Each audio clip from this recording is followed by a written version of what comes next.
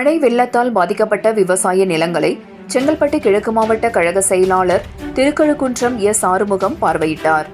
செங்கல்பட்டு மாவட்டம் செய்யூர் சட்டமன்ற தொகுதிக்குட்பட்ட சூனாம்பேடு, புதுப்பட்டு, விளாம்பட்டு, புதுப்பேட்டை, வெள்ளக்கொண்டாகரம் மற்றும் பல்வேறு கிராமங்களில் 2 நாட்களாக பெய்த கனமழையால் அறுவடைக்கு தயாராக இருந்த நெற்பயிர்கள் 1000 ஏக்கருக்கு மேற்பட்ட விவசாய நிலங்களில் நீரில் மூழ்கியதால் அறுவடை செய்ய முடியாமல் நெற்பயிர்கள் வீணாகின.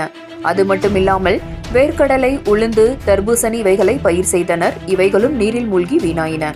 இதனால் விவசாயிகள் கடன் வாங்கி விவசாயம் செய்ததால் மீண்டும் விவசாயம் செய்ய இயலாத நிலைமை ஏற்பட்டுள்ளது.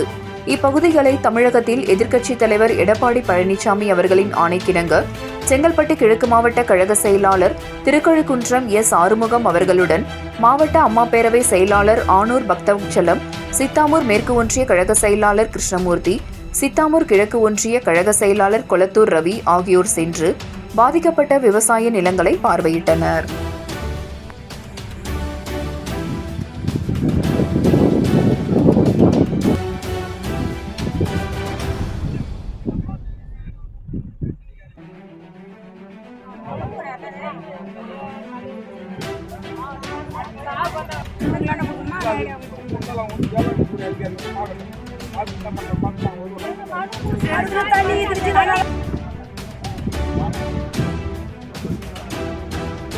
அப்படி யாருங்க